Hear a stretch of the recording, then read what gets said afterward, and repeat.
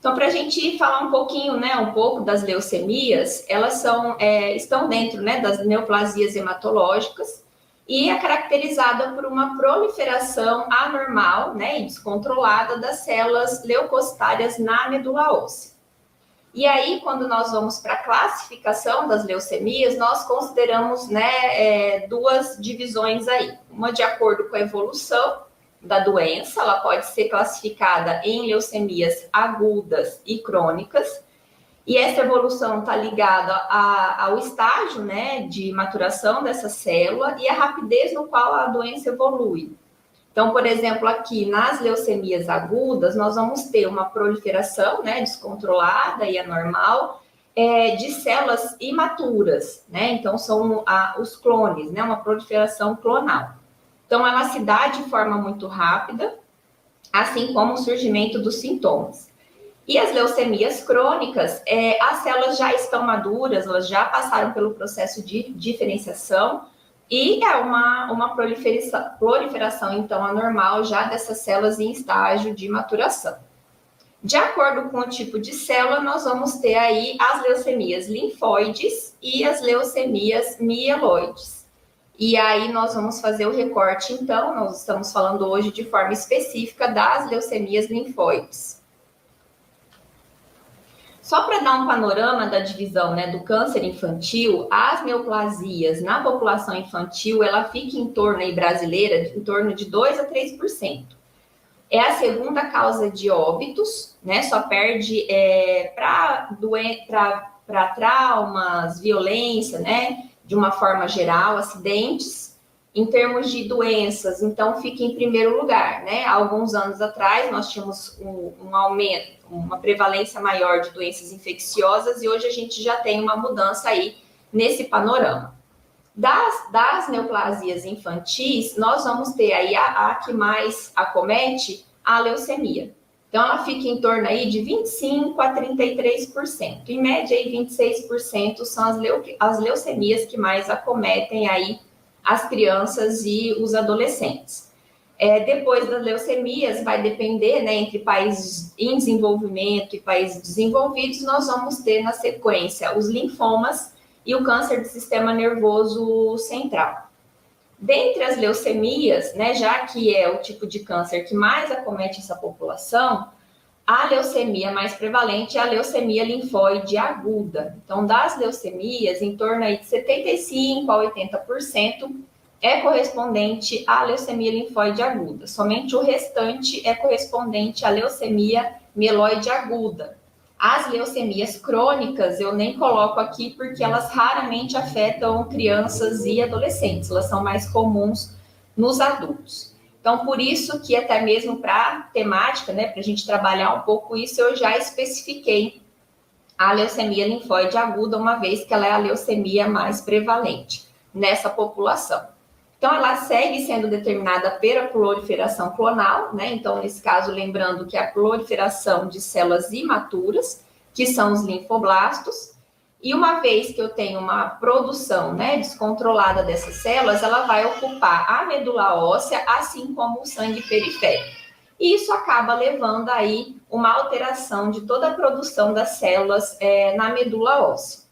Geralmente, a leucemia linfóide aguda, ela acomete aí crianças em torno aí de 2 a 10 anos, sendo mais comum aí nos primeiros anos, entre 2 e 6 anos mais ou menos de idade.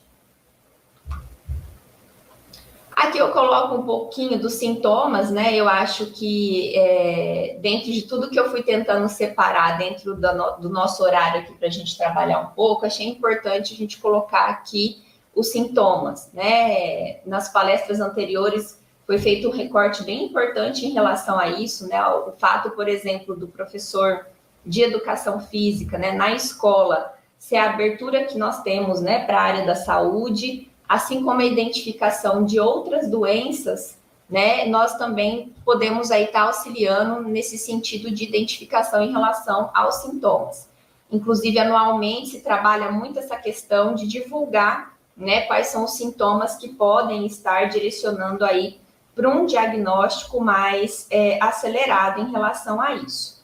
Né? A diferença é que a boa parte desses sintomas acabam se confundindo com sintomas de outras doenças. No geral, as crianças e os adolescentes podem apresentar palidez, hematoma, sangramentos, caroços ou inchaços, né, na região de linfáticos, mas geralmente esse inchaço ele aparece sem processo doloroso, perda de peso inexplicável, acompanhado de febre, tosse persistente, alterações pupilares, né, pupila esbranquiçada, estrabismo, perda visual, hematomas na região ocular, inchaço abdominal, dores de cabeça, aí a gente faz um recorte que são aquelas dores de cabeça incomum, né? Geralmente a criança não sentia dor de cabeça com frequência e de repente começa a sentir essas dores, né, de forma sequencial, especialmente se elas forem acompanhadas aí de vômito.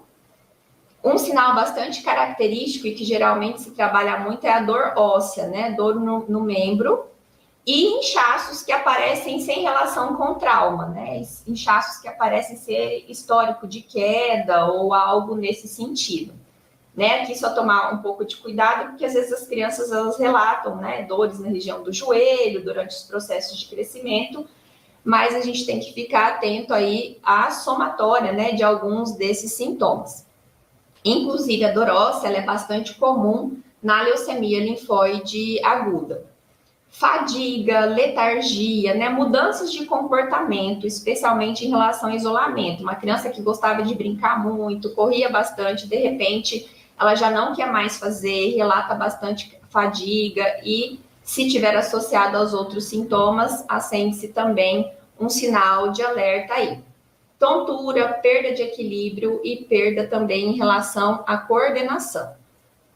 Esse aqui é um folder, né, que sempre é divulgado pelo INCA, para justamente melhorar um pouco mais essa questão da abordagem da temática, né, como identificar aí os sinais do câncer em si, na criança e no adolescente.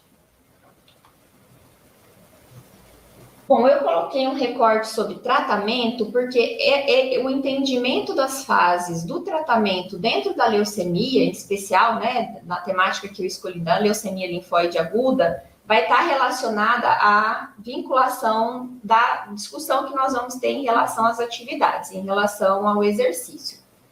Quando se fala de tratamento, né, nós estamos falando aqui da quimioterapia e muitas vezes a associação da quimioterapia a outros medicamentos que são necessários conforme a clínica do paciente. E aí, quando se fala de quimioterapia, existem protocolos que são utilizados e que vai depender da escolha, né? Esse protocolo vai depender da escolha do centro de tratamento onde essa criança e esse adolescente está, porque tem mais de um protocolo. No geral, independente do protocolo, eles são divididos em etapas. Então, nós vamos ter a etapa da indução da remissão, que é a primeira etapa. A segunda é a consolidação. A terceira é a manutenção. E ao longo de todas essas etapas, nós ainda temos a prevenção, né, da disseminação dessas células para o sistema nervoso central. Então, aqui, cada etapa dessa, dependendo do protocolo, vai ter uma média em relação a tempo. Então, no geral, né, na maioria dos protocolos, a fase de indução, ela dura em torno aí de 1 mês, de 4 semanas. A consolidação varia de acordo com o protocolo, mas é em média de 2 meses. E a manutenção é a fase mais longa, que pode durar até 2 anos, de 1 a 2 anos, dependendo aí do estado clínico e do protocolo utilizado. Esses protocolos, no geral, eles são divididos em baixo risco e alto risco. Então, a gente também tem essa diferenciação na hora da escolha, o que pode estar intensificando ainda mais o uso dos quimioterápicos utilizados nessas fases. Então, na indução, qual que é o objetivo, né? A indução da remissão, que é aquele primeiro mês ali de tratamento após o diagnóstico. É uma fase em que o objetivo é erradicar as células leucêmicas. A consolidação, ela é uma fase mais intensa, inclusive mais intensa do que a primeira, com o objetivo de eliminar as células residuais. E a manutenção, ela ocorre de maneira menos intensa, comparado às anteriores, só que ela dura bastante tempo justamente para tentar prevenir a recidiva, né, da doença e o surgimento aí, a erradicação mesmo, né, da presença dessas células. E a prevenção do sistema nervoso central, ela acontece durante todo esse protocolo. E aí, uma vez que nós falamos, né, da importância, né, do tratamento, que vai ser utilizado quimioterápicos, né, que são medicamentos que vão ser aplicados em etapas diferentes e intensidades diferentes,